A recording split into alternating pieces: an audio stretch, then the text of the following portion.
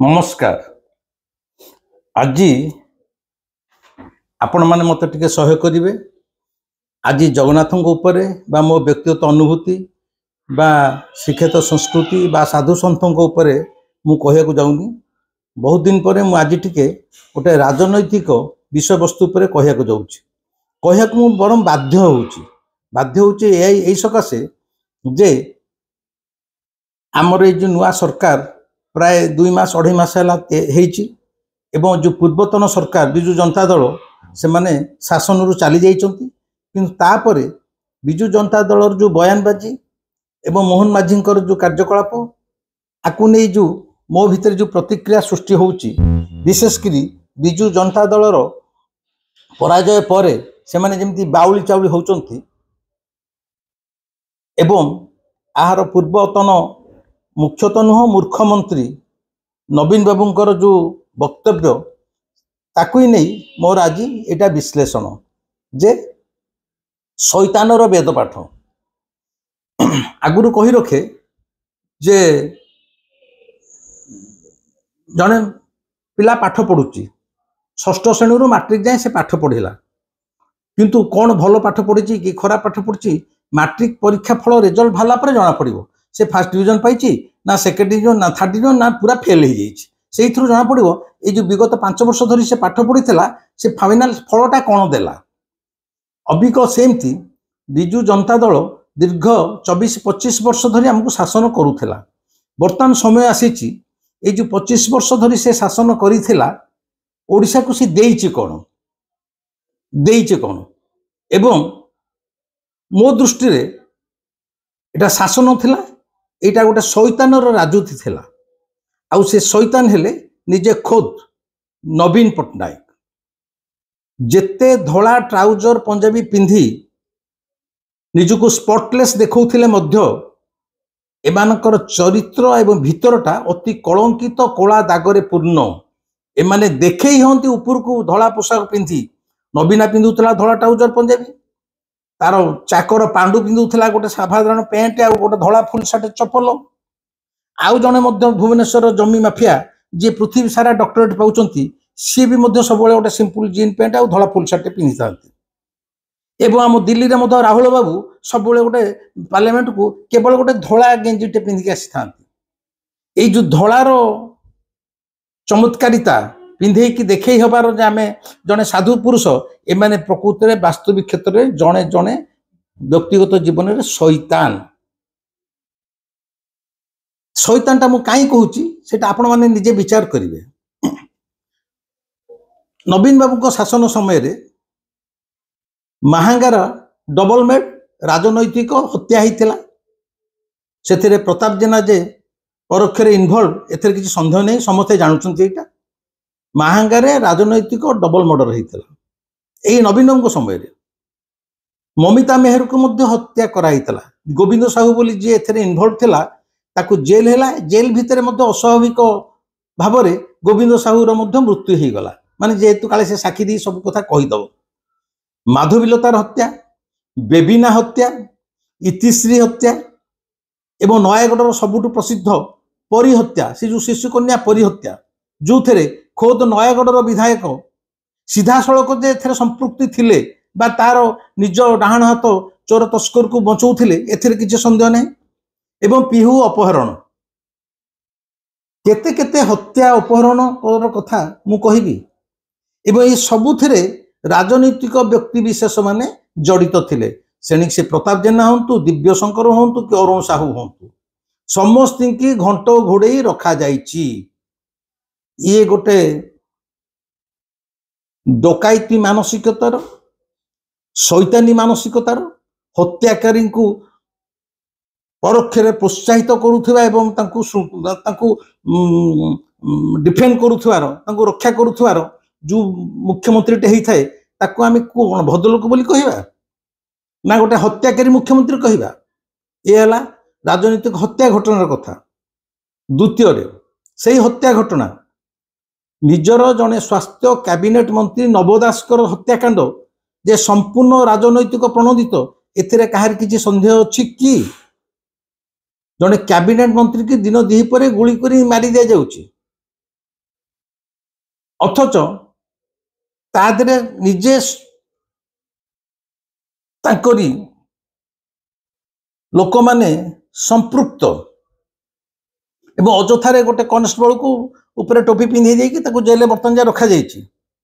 କିନ୍ତୁ ସେ ଯୋଉ ଗୁଳିଟା କଲା ସେ ଗୁଳି ଖୋକାଟା ଏତେବେଳେ ଯାଏ ମିଳୁନି। ମୁଁ ଏତେ ବୁଝାଇବା ଦରକାର ନାହିଁ। ନବ ଦାସ ହତ୍ୟାକାଣ୍ଡ ସିଧାସଳଖ ରାଜନୈତିକ ହତ୍ୟାକାଣ୍ଡ ଏବଂ ସେ ମୁଖ୍ୟମନ୍ତ୍ରୀ ପଦ ପାଇଁ ଲାଳାୟିତ ଥିଲେ ଏବଂ ଗୋଟେ ଥ୍ରେଟେନ୍ ହେଇକି ଗୋଟେ ଆସୁଥିଲେ, ସେଥିପାଇଁ ତାଙ୍କୁ ହଟେଇ ଦିଆଗଲା। ଆଉ ସେଥିରେ ପାଣ୍ଡୁର ଭୂମିକାକୁ କେହି ଅସ୍ୱୀକାର କରିପାରିବେ ନାହିଁ। ଗୋଟେ ମନ୍ତ୍ରିମଣ୍ଡଳର ନିଜର କ୍ୟାବିନେଟ ମନ୍ତ୍ରୀ ମରିଯାଉଛି, ସେଥିରେ ଶାସକ ଦଳ ସମ୍ପୃକ୍ତ, ଅଥଚ କିଛି କାର୍ଯ୍ୟ ହେଉନି। ଗୋଟେ କନେଷ୍ଟବଳକୁ ଅଯଥାରେ ନେଇ ଜେଲ ଭିତରେ ଭର୍ତ୍ତି କରିଦେଇଛି, ସେ ଅଲଗା କଥା। ଆଚ୍ଛା, ଲକ୍ଷ୍ମଣାନନ୍ଦ ସରସ୍ୱତୀ କାହିଁକି ମରାଗଲା? ଲକ୍ଷ୍ମଣାନନ୍ଦ 2008ରେ ବିଜେପି ଆଉ ବିଜୁ ଜନତା ଦଳ ଏକାଠି ସରକାର ଗଢ଼ିଥିଲେ। ଯେତେବେଳେ ନବୀନ ଚାହିଁଲେ ମୁଁ ଏଥରକ ବିଜେପିଠୁ ବାହାରି ଆସିବି, ଗୋଟେ ତ କ'ଣ ଆଳ ଦେଖିବେ, ସେଥିପାଇଁ ଯୋଡ଼େ ଧର୍ମ ଭିତରେ ହଣା କଟା ଦଙ୍ଗା ସୃଷ୍ଟି କରି ସେଇ ଆଳରେ ଯେ ମୁଁ ଧର୍ମ ନିରପେକ୍ଷତା ପାଇଁ ବିଜେପିଠୁ ଅଲଗା ହେଇଯାଉଛି, ସେଥିପାଇଁ ଲକ୍ଷ୍ମଣାନନ୍ଦ ସରସ୍ୱତୀଙ୍କର ହତ୍ୟାର ଷଡ଼ଯନ୍ତ୍ର କରାଗଲା। ଏବଂ ଯେଉଁଦିନ ଲକ୍ଷ୍ମଣାନନ୍ଦ ସରସ୍ୱତୀ ହତ୍ୟା କରାଉଛି ସେଦିନ ତାଙ୍କର ଯେ ସୁରକ୍ଷା କର୍ମୀମାନଙ୍କୁ ସବୁଦିନକୁ ସେଦିନ ଆଡ଼େ କାଢ଼ି ଦିଆଯାଇଥିଲା, ୱିଡ୍ର କରିଦିଆଯାଇଥିଲା। କାହିଁକି ୱିଡ୍ର କରାଯାଇଥିଲା? ଏବଂ ଯେଉଁ ଦିନ ୱିଡ୍ର କଲା ସେଦିନ ତାଙ୍କୁ ହତ୍ୟା କରାଗଲା। ଏବଂ ଲକ୍ଷ୍ମଣାନନ୍ଦ ସରସ୍ୱତୀଙ୍କର ହତ୍ୟା ପରେ କିଭଳି ଦଙ୍ଗା ହେଇଥିଲା ଓଡ଼ିଶାରେ ସେଟା ସମସ୍ତେ ଜାଣନ୍ତି। ଏଇ ନବୀନ ସରକାର କେବଳ ବିଜେପିରୁ ସମ୍ପର୍କ ତୁଟାଇବା ପାଇଁ ଏଇ ରାଜନୈତିକ ହତ୍ୟାଟା ମଧ୍ୟ କରେଇଥିଲେ। ଏହା କୋର୍ଟରେ ପ୍ରମାଣ ସିଦ୍ଧ ହଉ ନ ହଉ, ସବୁ ଜିନିଷ ପ୍ରମାଣ ସିଦ୍ଧ ହୋଇପାରେ ନାହିଁ, କିନ୍ତୁ ଏହା ମଧ୍ୟ ଥିଲା ଏକ ରାଜନୈତିକ ହତ୍ୟାକାଣ୍ଡ। ତେଣୁ ଅନେକ ରକ୍ତର ଛିଟାର ଦାଗ ସେଇ ଧଳା ଟ୍ରାଉଜର ପଞ୍ଜାବୀରେ ରହିଛି, ସେଇ ଶୈତାନ ମୁଖ୍ୟମନ୍ତ୍ରୀର ପୋଷାକରେ ରହିଛି। ଇଏ ଗଲା ହତ୍ୟାକାଣ୍ଡର କଥା। ଏବଂ ଆଙ୍କରି ସମୟରେ ଚିଟଫଣ୍ଡ ଦୁର୍ନୀତି, ଲକ୍ଷ ଲକ୍ଷ ଗରିବ ଲୋକଙ୍କର ଟଙ୍କା ଖାଇ ଯେଉଁ ଚିଟଫଣ୍ଡ ଦୁର୍ନୀତି ହେଲା, ସେଥିରେ ମଧ୍ୟ ଆଙ୍କରି ମନ୍ତ୍ରୀମାନେ ମଧ୍ୟ ସମ୍ପୃକ୍ତ ଥିଲେ। ଆଜି ଲୋକମାନେ ମଧ୍ୟ ଟଙ୍କା ପାଉନାହାନ୍ତି। ଆଙ୍କ ସମୟରେ ଚିଟଫଣ୍ଡ ଦୁର୍ନୀତି ମଧ୍ୟ ଗୋଟେ ବିଶେଷ ଦୁର୍ନୀତି, ବଡ଼ ଘୋଟାଲା ବୋଲି ସାବ୍ୟସ୍ତ ହୋଇଛି। ଆଙ୍କରି ସମୟରେ 2015ରେ এই ଯେଉଁ ନବକଳେବର ହେଇଥିଲା ଜଗନ୍ନାଥଙ୍କର ଦାରୁ ଫିକ୍ସିଂ, ନବକଳେବରରେ ଯେଉଁ ଦାରୁ ସଂଗ୍ରହ ହୁଏ ତା ପାଇଁ ଅନେକ ନୀତି ନିୟମ ବିଧିବିଧାନ ଅଛି। କେମିତି ଦାରୁ ସଂଗ୍ରହ ହେବ, ସେ ଗଛର ଲକ୍ଷଣ କ'ଣ ହେଇଥିବ, ସାପ ଜଗିଥିବ, ଅମୁକ ହେଇଥିବ, ବହୁତ ସବୁ ଅଛି। ସେଇ ଅନୁସାରେ ଆଗେ ଦାରୁ ସଂଗ୍ରହ କରାଯାଉଥିଲା।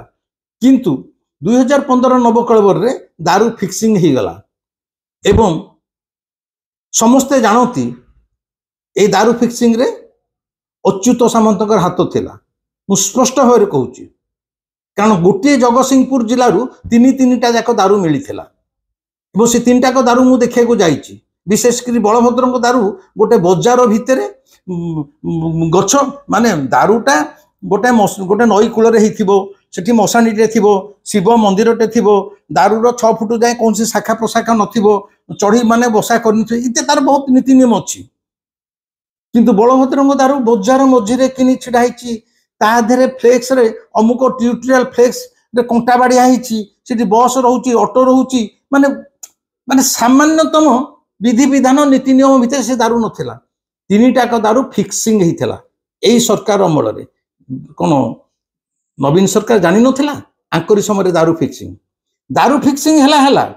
ପୁଣି ଆଙ୍କରି ସମୟରେ ଯେଉଁ ବ୍ରହ୍ମ ପରିବର୍ତ୍ତନ, ଯେଉଁଟା ଗଭୀର ଗାଢ଼ ରାତି ଅନ୍ଧାରରେ ହେବା କଥା, ସେଇଟା ତା ଆର ଦିନ ସକାଳୁ ଦିବ୍ୟା ଆଲୋକରେ ବ୍ରହ୍ମ ପରିବର୍ତ୍ତନ ହେଇଥିଲା। ଆଠୁ ବଳି ବିଭ୍ରାଟ ଜଗନ୍ନାଥଙ୍କୁ ନେଇ ଗୋଟେ ଖେଳନା ଭଳିଆ ଖେଳିବାର କୌଣସି ସରକାର କରିନଥିଲେ କି ସାହସ କରିନଥିଲେ। ସେତେବେଳେ ସୁରେଶ ମହାପାତ୍ର ଥିଲେ ମଧ୍ୟ ପ୍ରଶାସକ। କୌଣସି ଯେଉଁମାନେ ୟାକୁ ବିଭ୍ରାଟ କରିଥିଲେ ତାଙ୍କ ବିରୁଦ୍ଧରେ ମଧ୍ୟ କାର୍ଯ୍ୟାନୁଷ୍ଠାନ ଏ ସରକାର ନେଇନଥିଲା। କାରଣ ତା ଦେହରୁ ବହୁତ ବଡ଼ କାର୍ପୋରେଟର ସେବାୟତଙ୍କ ଭିତରେ এই ବିଜୁ ଜନତା ଦଳର ସେମାନେ ସଦସ୍ୟ ବର୍ତ୍ତମାନ ଯାଏ ମଧ୍ୟ ଅଛନ୍ତି। ତେଣୁ ଜଗନ୍ନାଥଙ୍କର ଦାରୁ ବ୍ରହ୍ମ ପରିବର୍ତ୍ତନରେ ମଧ୍ୟ ଯେଉଁଟା ରାତିରେ ହବା, ଅନ୍ଧାର ରାତିରେ ହବା କଥା, ସେ ତାର ଦିବ୍ୟ ଆଲୋକରେ ସକାଳେ ହେଇଥିଲା। ଏବଂ कई कुछ କାର୍ଯ୍ୟାନୁଷ୍ଠାନ ହେଇଥିଲା ଏଇ ସରକାରଙ୍କ ଅମଳରେ। ରତ୍ନଭଣ୍ଡାର ଚାବି ହଜିବା ତ ଦାଣ୍ଡରେ ପଡି ହାଟରେ ଗଡୁଛି। ରତ୍ନଭଣ୍ଡାର ଚାବି ସେଟା ହଜିଯିବ କେମିତି? ସେ କଣ ଆମର ଏଠି ଟିକି ଚାବି ହେଇଛି, ଲମ୍ବା ଚାବି ହେଇଥିବ, ସେ ହଜିଯିବ କେମିତି? ଏଥିରେ କିଛି ସନ୍ଦେହ ନାହିଁ। ଖାଲି ହଜିନି, ଏଇ ଯୋଉ ଫେରେ ଡୁପ୍ଲିକେଟ ଚାବି ମିଳିଲା, ସେ ଚାବି ଲଫାଫା ଭିତରେ ସୁନା ଅଳଙ୍କାର ତାଲିକା ଅଛି, କିନ୍ତୁ ଚାବିଟା ଯାହା ଭିତରେ ଅଛି ତା ଭିତରେ ତାଲିକା କାହିଁ ରହିବ? ତା ଅର୍ଥ ମଝିରେ ଏମାନେ କାଢିକି ନେଇଯାଇଛନ୍ତି କିଛି, କିଏ ପାଣ୍ଡୁ ଦଳ କିଛି ନେଇଲା ପରେ ଯାହା ରହିଛି ତାର ଆଉ ଗୋଟେ ତାଲିକା କରିଦେଇକି ଭର୍ତ୍ତି କରିଦେଇଛନ୍ତି। ତେଣୁ ଯେତେବେଳେ ଖୋଲା ହବ ସେଇ ତାଲିକା ଦେଖାହବ, ଯାହା ମାଲ ଚାଲିଯାଇଛି, ଯୋଉଟାକୁ ଭର୍ତ୍ତି କରାଯାଇଛି ସେଇ ଅନୁସାରେ ମିଳା ହବ। ତା ନହେଲେ ଚାବି ଭିତରେ ଇଏ କଣ ଘର ଡାଲି ଚାଉଳ ହିସାବ ହେଇଛି? ତା ଭିତରେ ପୁଣି ମିଳୁଛି ତାଲିକା, ଗଣ୍ଡାର ତାଲିକା। ଯାହା ହଉ ସେ ସମୟ କହିବ କଣ ହେଇଛି, କିନ୍ତୁ ଆଙ୍କରି ବେଳେ ବନ୍ଧ ରତ୍ନଭଣ୍ଡାର ଚାବି ହଜୁଛି। ଆଙ୍କରି ବେଳେ ସାନିଆ ଜାମି ବୋଲି ସେ ଯୋଉ ମହିଳା ଜଣକ, ଯୁବତୀ ଜଣକ ଯେ ଗୋମାଂସ ଖାଆନ୍ତି, ଆଙ୍କରି ବେଳେ ମନ୍ଦିର ଭିତରେ ସେ ବୁଲୁଛନ୍ତି, ମୋବାଇଲରେ ଫଟୋ ଉଠାଉଛନ୍ତି, ପାଣ୍ଡୁ ତା ସହିତ ବସି ଅଭଡ଼ା ଖାଉଛି। ପାଣ୍ଡୁ ତ ଭାବିଥିଲା ସେ ଗୋଟେ ମୁଣ୍ଡିଆଳ, ସେ ଆଗକୁ ମୁଖ୍ୟମନ୍ତ୍ରୀ ହବ ଭାବିକି ମୁଆଁ ଖାଇକି ବସିଥିଲା। ଆଙ୍କରି ବେଳେ ସେଇ ଟୋକି ଯାଇକି ତା ଭିତରେ ବୁଲୁଛି। ନାନାଦି କେଳେଙ୍କାରୀ। ଆଙ୍କରି ବେଳେ ମଠ ବାଡି ପୁରୀରୁ ଭାଙ୍ଗି ଦିଆଗଲା ପରିକ୍ରମା ପ୍ରକଳ୍ପ ନାଁରେ। ଏମାନ ମଠ ଭଳିଆ ଗୋଟେ ଐତିହ୍ୟ ସଂସ୍କୃତି ସମ୍ପନ୍ନ ମଠ, ତାକୁ ମଧ୍ୟ ମାଟି ଧୂଳିରେ ମିଶେଇ ଦିଆଗଲା ଆଙ୍କରି ସମୟରେ। ଆଚ୍ଛା, ବାକି ଦୁର୍ନୀତି ତ ଇଏ ସମସ୍ତ ରେକର୍ଡ ବୋଧେ ପୃଥିବୀରେ ଟପି ଯାଇଥିବେ। ଆଗରୁ ସବୁ ଚୁଟୁମୁଟିଆ ଏ କାଣି କୁଜି କସରପା ପିଅନଟେ ଅସପରାସିଟେ ଏମିତି ଧରା ହଉଥିଲେ। ଏବେ ସବୁ ଏଇ ମୋହନ ମାଝୀ ସରକାର ଆସିଲା ପରେ ବଡ ବଡ ମୁଣ୍ଡିଆଳ, ଯେମିତି ଏଇ ଯୋଉ ପ୍ରଦୀପ ରଥ ପରିକ୍ରମା ପ୍ରକଳ୍ପର ଯେ ଇଞ୍ଜିନିୟର, ତା ଘରୁ କଣ 100 ପ୍ଲଟ, 10 ଫ୍ଲାଟ, 2 କେଜି ସୁନା, ମାନେ ଅଚଳାଚଳ ସମ୍ପତ୍ତି। ଗୋଟିଏ ଲୋକ 100 ପ୍ଲଟ, ଦୁନିଆ କୋଠା, ସୁନା ଗଣା ଭର୍ତ୍ତି, ମାନେ ଏଗୁଡା ସବୁ ବାହାରୁଛି। ଲୋର ସୁକ୍ତେଲ ତେଲର କଣ ସେଇ ଯୋଉ ଇଞ୍ଜିନିୟର, ମନେ ପଡୁନି ତା ନାଁଟା କି ପ୍ରଧାନ କି କଣ, ଯାହା ହଉ କୋଟି କୋଟି ଟଙ୍କା। ଏନେ ଯେ ମୋହନଚନ୍ଦ ମାଝୀ ଆସିଲା ପରେ ଯୋଉ ବଡ ବଡ ଭାକୁର ଧରା ପଡୁଛନ୍ତି, ସବୁଠୁ ଖାଲି କୋଟି କୋଟି ଅଚଳାଚଳ କୋଟି କୋଟି ସୁନା ଗହଣା ପ୍ଲଟ, କାହାର 40 ପ୍ଲଟ, କାହାର 100 ପ୍ଲଟ, ମାନେ ପରସ୍ପର ଭିତରେ ପ୍ରତିଯୋଗିତା। ଏଗୁଡ଼ା ଏଇ 24 ବର୍ଷ ଭିତରେ ଏଇ ଯୋଉ ଇଞ୍ଜିନିୟର ମାନେ ସବୁ କରୁଥିଲେ। ଆଉ ବିଶେଷ କରି ଯୋଉ ଚିଫ ଇଞ୍ଜିନିୟର କିଏ ତାରା ମିଶ୍ର, ତାଙ୍କର ତ ଲୋକ ତାଜୁବ ହେଇଗଲେ। ସତେ ଯେମିତି ତାଙ୍କ ଘରଟା ଗୋଟେ ହଉଛି ସୁନାର ଦୋକାନ, ମାନେ ଏତେ ସୁନା, ଏତେ ପ୍ଲଟ, ନଗଦ କୋଟି କେତେ ଟଙ୍କା ବାହାରିଲା, ମାନେ ଯାହା ଆମେ ନ୍ୟୁଜ ପେପର ଦେଖୁଛୁ, ଟିଭିରେ ଦେଖୁଛୁ। ଆଚ୍ଛା, ଏଇ ଯୋଉ ବଡ ବଡ ଭାକୁର ମାନେ 100 ପ୍ଲଟ, କେଜି କେଜି ସୁନା, ସୁନା ବିସ୍କୁଟ, ଯୋଉ ପ୍ରକାର କୋଠା ଯାହା ସବୁ ହେଇଥିଲା, କାହାର ଦାମ କୋଟି ଟଙ୍କା, କାହାର ଘଣ୍ଟାର ଦାମ 18 ଲକ୍ଷ ଟଙ୍କା, ଏଗୁଡା କଣ ସରକାର ଜାଣିପାରୁନଥିଲେ? ନା, ହାତୀ ଯେମିତି, ଆପଣ ଯଦି ରଥଯାତ୍ରା କେତେବେଳେ ହାତୀ ଯେତେବେଳେ ଥିଲେ ଚାଲିଥିଲେ, ମୁଁ ଦେଖିଛି ପିଲାବେଳେ, ହାତୀକି ଯଦି ତମେ ପଇସା ଦବ ସୁନ୍ଦର ସେ ନେଇଯିବ। ହାତୀ ରଖେନି, ସେଠୁ ଏମିତି ଟେକି ଦିଏ, ମାହୁନ୍ତ ଉପରେ ନିଏ, ହାତୀ ନିଏନି। ହାତୀ ସୁନ୍ଦର ତମେ ପଇସା ଦବ, ସେ ମାହୁନ୍ତକୁ ଦେଇଦବ। ଏଇ ଯୋଉ ହାତୀ ମାନେ ବଡ ବଡ ହାତୀ, ବିଶାଳ କାୟ, କୋଟି କୋଟି ଟଙ୍କା ରାଜସ୍ୱ ଲୁଟ କରିକି ଆଜି ଏଡେ ଏଡେ କୋଠା, ଏତେ ଏତେ ପ୍ଲଟ କରିଛନ୍ତି, ଏମାନେ ହାତୀର ଶୁଣ୍ଢ। ତା ଦେହରୁ କିଛି ଉପରକୁ ଟେକି ଦିଅନ୍ତି ମାହୁନ୍ତ ପାଖକୁ। ମାହୁନ୍ତ କିଏ? ନବୀନା ନହେଲେ ପାଣ୍ଡୁ, ବା ନବୀନାର ଯୋଉ ଗ୍ୟାଙ୍ଗଟା, ଡକେଇତି ଗ୍ୟାଙ୍ଗଟା। ସେମାନେ ଯଦି ନ ପାଉଥାନ୍ତେ, ତାହେଲେ କଣ ଏମାନେ ଏଇ 24 ବର୍ଷ ଧରିକି 100 ପ୍ଲଟ, କୋଟି କୋଟି ଟଙ୍କା ରୋଜଗାର କରିପାରିଥାନ୍ତେ? ଏବଂ ସରକାର କିଛି ଜାଣିପାରୁନଥିଲେ? ତେଣୁ ଦୁର୍ନୀତି କି ପ୍ରଶୟ ଦେବା, ଦୁର୍ନୀତିମୁକ୍ତ ସରକାରର ସ୍ଲୋଗାନ ଦେଇ ଦୁର୍ନୀତି କି ପ୍ରଶୟ ଦେବା, ରାଜସ୍ୱକୁ କୋଟି କୋଟି ଟଙ୍କାରେ ଖୋଳ କରିବା ରେ ଏଇ ଶୈତାନୀ ସରକାର ଇନଭଲ୍ଭ ଥିଲା। ଆପଣ ମୋ କଥାକୁ ଗୋଟି ଗୋଟି କାଟିବେ। ବାକି ତାପରେ ଆମର ଆଙ୍କରି ସମୟରେ ଇଏ ତ ଓଡ଼ିଆ କହିପାରନ୍ତିନି, ଲେଖିପାରନ୍ତିନି, କିଛି କରିପାରନ୍ତିନି। ଓଡ଼ିଆ ଅସ୍ମିତା ବା ଓଡ଼ିଆ ଭାଷା, ଓଡ଼ିଆ ଜାତି କେତେ ତଳକୁ ଚାଲି ଯାଇଥିଲା, ଏବଂ ସେଥିପାଇଁ ତାଙ୍କର ସରକାରର ସାମାନ୍ୟତମ କୌଣସି ପ୍ରଚେଷ୍ଟା, ସହାନୁଭୂତି ନଥିଲା। ବରଂ ଓଡ଼ିଆ ଭାଷା ନାଁରେ ଯୋଉ କଣ ବିଶ୍ୱ ଭାଷା ସମ୍ମିଳନୀ କଲେ, ସେଥିରେ କାନ୍ତ କବି କି କଣ୍ଠ କବି କହିବା, ହରେକୃଷ୍ଣ ମହତାବଙ୍କୁ ହରେକୃଷ୍ଣ ମହାନ୍ତି କହିବା ଇତ୍ୟାଦି ଆଙ୍କରି ସମୟରେ ହେଇଛି।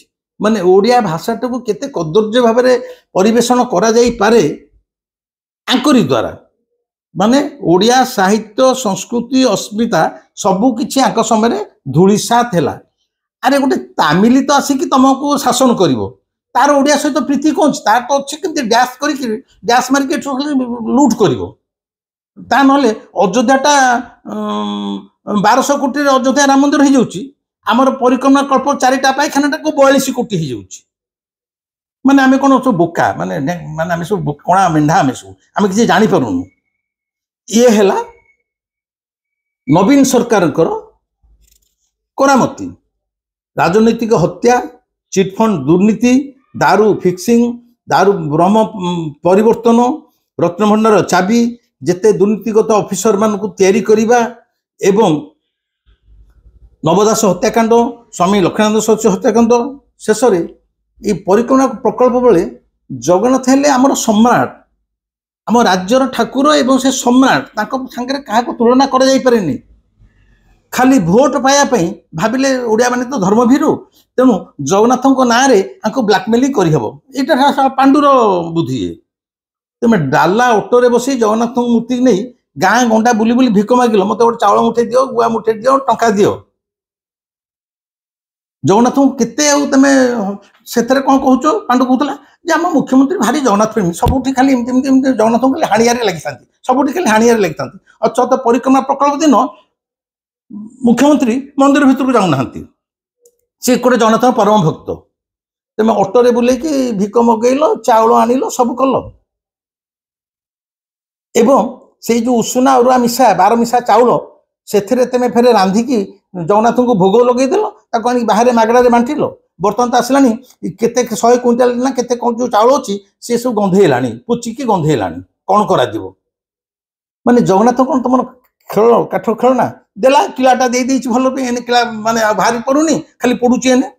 ଏ ହେଲା ମାନେ ମୁଁ କହିବା କଥା ନବୀନଙ୍କ ସରକାର ସବୁ କାରଣମା, ସବୁ ପ୍ରକାର ହତ୍ୟା, ଦୁର୍ନୀତି, ଫିକ୍ସିଂ, ଦାରୁ ଫିକ୍ସିଂ, ଚିଟଫଣ୍ଡ, ମାନେ ସବୁଥିରେ ଭରପୁର। ତାର ତ ମୁଁ ଯୋଉ କହିଲି ପ୍ରଥମେ, ମାଟ୍ରିକ ପରୀକ୍ଷା ଦେଇଥିବା ପିଲାର ଫଳ ବାହାରିଲା ପରେ ଜଣାପଡ଼େ ସେ 5 ବର୍ଷ କଣ ପଢିଥିଲା। ଏଇଥିରୁ ଜାଣନ୍ତୁ ଏଇ ଯୋଉ 24 ବର୍ଷ ଧରି ଶାସନ ଚାଲିଥିଲା, ଓଡ଼ିଶାକୁ ସେମାନେ କୋଉଠିକି ନେଇକି ପହଞ୍ଚିଥିଲେ ଏବଂ ସଭା ଶେଷରେ ଯୋଉ ଷଡ଼ଯନ୍ତ୍ର ଚାଲିଥିଲା, ମାନେ ତାମିଲରୁ ଗୋଟେ ଲୋକକୁ ଆଣିକି ଏଠି ଆମ ମୁଣ୍ଡ ଉପରେ ବସି ଯାଇଥିଲା ଏବଂ ତାର ତ ଏନେ ହେଲିକପ୍ଟର କଣ ଦୁର୍ନୀତିଟା କଣ କାମ। ସିଏ ସାଧାରଣ ମଣିଷଟେ, ସିଏ ହେଲିକପ୍ଟର ବୁଲୁଥିଲା। ଯଦି ଭୁବନେଶ୍ୱରରୁ ସେ ଧଉଳି ପାଖକୁ ଯାଉଥିଲା, ମାନେ 20 କିଲୋମିଟର କି 15 କିଲୋମିଟର ହବ, ସେଥିରେ ବି ହେଲିକପ୍ଟର, ତାର ହେଲିକପ୍ଟର ତା ଗାଣ୍ଡରୁ ଛାଡୁନଥିଲା। ତାର ଏତେ ସଉକ ହେଇଯାଇଥିଲା। କୋଟି କୋଟି ଟଙ୍କା, 500 କୋଟି ଟଙ୍କା ଖର୍ଚ୍ଚ ହେଇଛି। ସେ ଟଙ୍କା ଆସିଲା କୁଆଡୁ? ଏଇଟା କଣ ନବୀନା ଜାଣିପାରୁନଥିଲା? ନବୀନା ଭାବିଥିଲା ଯାହା ହାତରୁ ତ ଟେକି ଦେଇଛି ପାୱାରଟା, ଆମେ ତ ନିଶ୍ଚୟ ଜିତିବୁ, ତେଣୁ ମୋର who cares this bloody Odia people, ସେ ଏହା ଭାବି ଦେଇଥିଲା। କିନ୍ତୁ ଜଗନ୍ନାଥ ଯେ ଗୋଟେ ଶକ୍ତ କିଳା, ଯୋଉମାନେ ଅନୀତି ଅନ୍ୟାୟ ଅଧର୍ମ କରନ୍ତି ସବୁ ସହିବେ, ଅହଙ୍କାର ସହିବେନି, ଦେଇଛନ୍ତି ଗୋଟେ ଶକ୍ତ କିଳା। ଆଚ୍ଛା, ମୁଁ କାହିଁ କହିଲି ଶୈତାନର ବେଦପାଠ? ଜୁନ 4ରେ ରେଜଲ୍ଟ ବାହାରିଲା ନିର୍ବାଚନର। ଜୁନ 17ରେ ପ୍ରଥମ ଇଏ ବସିଲା, କଣ ଜୁନ 17 ବା 21, ଏକ୍ଜାକ୍ଟଲି ମନେ ପଡୁନି, ପ୍ରଥମ ବିଧାନସଭା ବସିଲା। ବିଧାନସଭାରୁ ବାହାରିଲା ପାତ୍ରକେ ନବୀନ ପଟ୍ଟନାୟକ କେବେ ପ୍ରେସ୍ କନଫରେନ୍ସ କରନ୍ତିନି ନିଜେ, ସେ ତ 5 ବର୍ଷ ହେଲା କେବଳ ପିଉଥିଲେ, ଫିଗାର ଟାଣୁଥିଲେ, ନେଟଫ୍ଲିକ୍ସରେ ଫିଲ୍ମ ଦେଖୁଥିଲେ, ଆଉ ଦିନ ରାତି ତାଙ୍କର ହାତ ଗୋଡ଼ ଖାଲି ଥରୁଥିଲା। କିନ୍ତୁ ସେ ତ ଏନେ ବହୁତ ଚଳଚଞ୍ଚଳ ହେଇଯାଇଛନ୍ତି। ସିଏ ଯୋଉ ସରକାରଟା ମାତ୍ର 17-18 ଦିନ ସରକାର ହେଇଛି, ବିଧାନସଭାର ପ୍ରଥମ ଦିନ ସେ କହିଲେ, ସେତେବେଳେ ଯୋଉ ରାଜ୍ୟପାଳଙ୍କ ପୁଅ ସେଇ ଯୋଉ ବାଡିଆ ବାଡି କେସ୍କୁ ନେଇକି ଅଫିସରକୁ କହିଲେ ଯେ ଆଇନ କାନୁନ, ଲ ଆଣ୍ଡ ଅର୍ଡର ଶୃଙ୍ଖଳା ସମ୍ପୂର୍ଣ୍ଣ ଭୁଷୁଡ଼ି ଯାଇଛି। 24 ବର୍ଷ ଯାଏଁ ତମର ଆଇନ ଶୃଙ୍ଖଳାଟା ଏକଦମ ଟିକିକି ରଖିଥିଲ। ଲକ୍ଷ୍ମୀନାଥ ସରସ୍ୱତୀ ଭଳି ଯୋଉ ଦଙ୍ଗା ହେଲା, ସେଟା ଆଇନ ଶୃଙ୍ଖଳା ନୁହଁ। ଯେତେବେଳେ ଯୋଉମାନେ ହତ୍ୟା ହେଇଛନ୍ତି, ସେତେବେଳେ ଯୋଉ ଗଣ୍ଡଗୋଳ, ସେଟା ଆଇନ ଶୃଙ୍ଖଳା ନୁହଁ। ତେଣୁ ଟେକିକି ରଖିଥିଲ। ସରକାରଟା 18 ଦିନ ଆସିଛି, ଆଇନ ଶୃଙ୍ଖଳାଟା ସାଙ୍ଗେ ସାଙ୍ଗେ ଭୁଷୁଡ଼ି ଗଲା। ଏଇ ଗୋଟାକ ମୁଁ କହୁଛି ଶୈତାନର ବେଦପାଠ। ମାନେ ମୋ ବେଳେ ସବୁ ଥିଲା, ଆଙ୍କର ଭୁଷୁଡ଼ି ଗଲା। ଠିକ ସେମିତି ସେ କହିଲେ ଏଇ ଯୋଉ ବାଂଲାଦେଶରେ ହିନ୍ଦୁମାନଙ୍କ ପ୍ରତି ଅତ୍ୟାଚାର ହେଲା, केन्द्रापड़ा फेन्द्रापड़ा केते गोटे जगार मुसलमान प्रति आम हिंदू माने बांग्लादेशी माने रोहिंग्या को माने बाड़ी तोले तेमे तो बांग्लादेशी रोहिंग्या को भोट पाए शरण देच जिते बांग्लादेश गंडल को लेकिन एबे आमर किछि हिंदू ये बांग्लादेशी रोहिंग्या जो फेरीवाला सब बोलुं बाड़ा पिटा कले से नवीन बाबू हृदय एत व्यथित हो गला सी कहले माने देले वक्तव्य ये शांति श्रृंखला बजाय रक्षा को मुझे नवेदन करुच्ची माने से एते बुधों पदरे परिचालित माने से भारी व्यथित हो गले माने शांति श्रृंखला माने सरकार किसी नुह बोली कहया कथा तापरे यही जो 16 अगस्त 15 तो जाइए यही जो 16 तारिख से गोटे जनजागरण अभियान में बाहर कहले मु 16 रु जनजागरण अभियान करी नवेम्बर सारा ओडिशा बुल जन कौन जनजागरण कौन जनता मान कौन कौन निष्पेषित पीड़ित हो सारे जे तमें तो 24 वर्ष धरी आमको जहाँ निष्पेषित करमको जहाँ मानसिक आर्थिक स्तर अत्याचार कर जाचु ये तो सरकार 2 मास 2.5 मास आसला तुम कौन जन को जागरण कर ना ये सरकार को हटाओ पुणी आमको आण आम आइले आम पूरा पुणी फुल तुमको लुटबू आउ जहाँ राजकोष सी सब लुटबू पांडु तार लुटब तेणु तुम हे जन तुम जो शोई जाइच ये मोहन चरण माझी समय तुम एथर को जागी उठ माने ये सरकार एकदम खराब सरकार यहाँ शैतान वेद पाठ नुहे तो कौन अरे तू तो आमको 24 वर्ष धरी जो जो अवस्था मु पॉइंट सब कहली जहाँ कर तुम से सकाशे तुम आज चलच सबु क्षेत्र में तुम माने डकायती काम कर तुम मंत्रिमंडल तो कुकुर भाया थिले खाली लांगुड हलाउले जी जार कौटी कृतदास तार रंगशाला कलानी किए कौटी होटेल करी बेश्यावृत्ति करैलानी केलेंकारी भर्ती होती तुम सरकार सब से भी प्रवक्ता जड़े अच्छा कुआमुंडा कपिला जड़े महादेव बोली सी कहते ए सरकार जहाँ सब प्रतिश्रुति किसी करें तुम केमी बापा जाइन एम तो 5 वर्ष सरकार अच्छी तुम्हें कौन प्रतिश्रुति कि सब पूरण कर देच चिटफंड वाला टंका फेरी दे पार आउ जो मैंने सब हत्याकारी जेल भर्ती कर सी बर्तमान भोक विकल ताटिया कामुड़ी छटपट होती जेहेतु ये पराजय को से ग्रहण कर सब बड़ कथा है तथा एवं से जो कुकुर पल अच्छा से मैंने एबे भी पाद चाटुंट लांगुड हलाउंट छोट छोट कुकुर छुआर 21 दिन पर आखि फिटी जाए किंतु एमानकर आखि 24 वर्ष फिटुनी से जो आखि फिटी नथिला बेले कुकुर छुआ गुड़ाक ता मार क्षीर खाया स्तन पाखे मुह गुंजा गुंजी आखि फिटी ना चीरटा कौटी अच्छी से से पाऊे मुह गेंजा गुंजी करुवे एमानकर सब 24 वर्ष आखि फिटिनी एमाने पुणी क्षमतार क्षीर तक चुचुमिबा पुणी नवीना पाखे पांडु पाखे गोड़ हाथ हलाउंट लांगुड हलाउंट एवं नवीन बाबू वेद पाठ कर माने माने मो सरकार एते भलो थिला लोकन पई एते काम करथिला तांको प्रवक्ता माने कहउछंती बिजु जनता दल जहाँ तारी ऊपर ये सरकार चलो बिजु जनता जो बेश्यालय खोली सब विभिन्न होटेल अमुक समुक रंगशाला करके तारी भितर मैंने फेर चलिए से मैंने जहाँ सब दुर्नीति कर तारी भितर मैंने चलिए है एटा लोक हसवे ना कांदे यहीटा संपूर्ण देखई दौची